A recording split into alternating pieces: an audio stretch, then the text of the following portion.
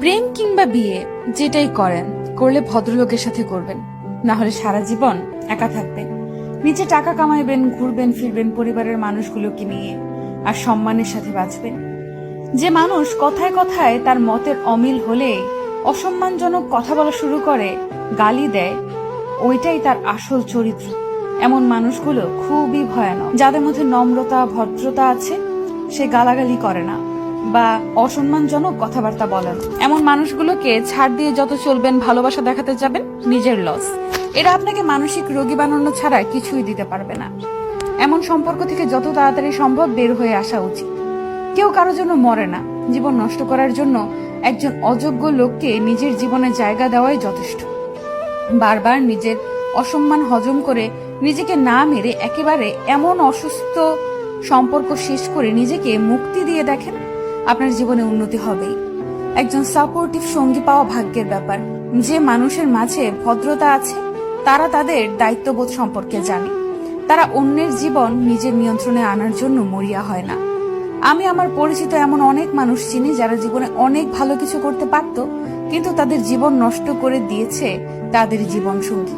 আবার এমন অনেক মানুষ দেখেছি যারা জেনে শুনে ভুল মানুষের প্রতি ইমোশনাল হয়ে নিজের ক্ষতি ডেকে আনছে।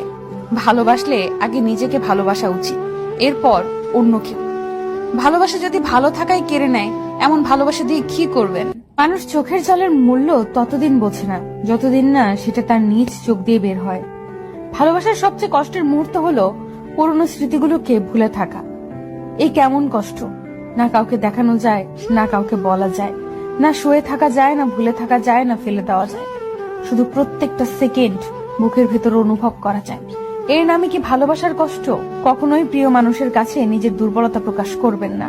যদি আপনি প্রকাশ করেন, তখন সে আপনার দুর্বল জায়গায় আঘাত করবে। কখনোই কাউকে বেশি আপন ভাবাটা ঠিক নয়, কেননা কিছু সময় পরে সেই ব্যক্তিটি পর হয়ে যায়। কাউকে বেশি ভালোবাসতে যাবেন না, কেননা যাকে আপনি সবচেয়ে বেশি ভালোবাসবেন, সেই মানুষটি আপনার কষ্টের কারণ হয়ে দাঁড়াবে।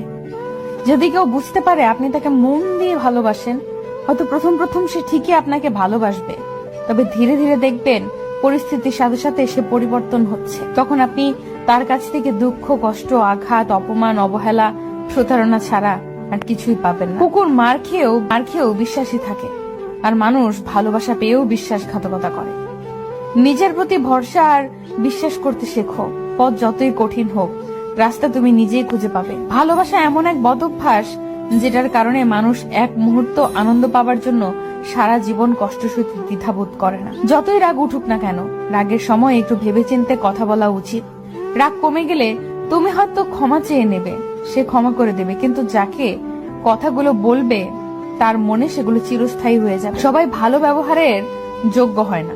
মাঝে মাঝে যে যেমন তার সাথে তেমন ব্যবহার করা উচিত। এটা অসভ্যতা নয়, প্রয়োজনীয়তা। দুনিয়ার জন্য তুমি একটা সাধারণ মানুষ, কিন্তু একটা সাধারণ মানুষের কাছে তুমি তার সম্পূর্ণ দুনিয়া। নিম পাতায় যতই চিনি মিশাও না কেন, তা কখনো মিষ্টি হয় না। ঠিক তেমনি কিছু মানুষকে যতই ভালোবাসা দাও না কেন, তারা কখনো আপন হয় না। প্রত্যেকটি মানুষের জীবনে একবার প্রেম আসে। সে প্রেম কারো জীবনে এসে সুখ দিয়ে ভরে যায়, আবার কারো জীবন থেকে সুখগুলো কেড়ে নিয়ে দুঃখ দিয়ে ভরিয়ে দেয়। তখন মানুষের জীবনে শুধু কষ্টই রয়ে যায়।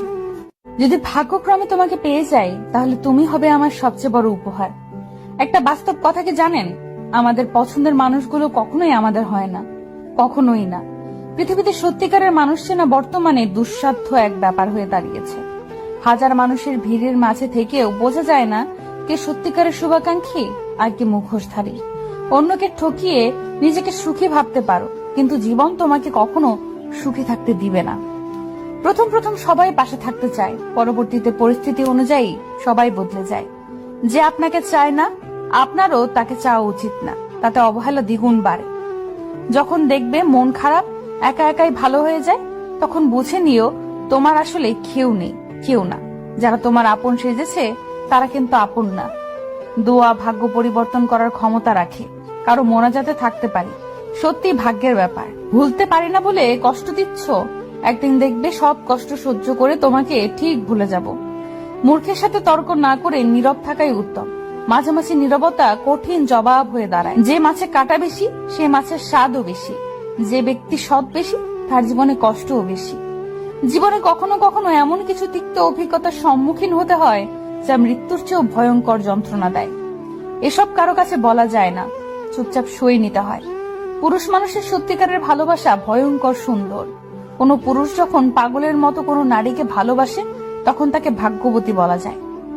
কিছু মুহূর্ত থাকে আমাদের জীবনে যা মনে পড়লে যতই হাসি খুশির মধ্যে থাকি না কেন চুপ হয়ে যায়।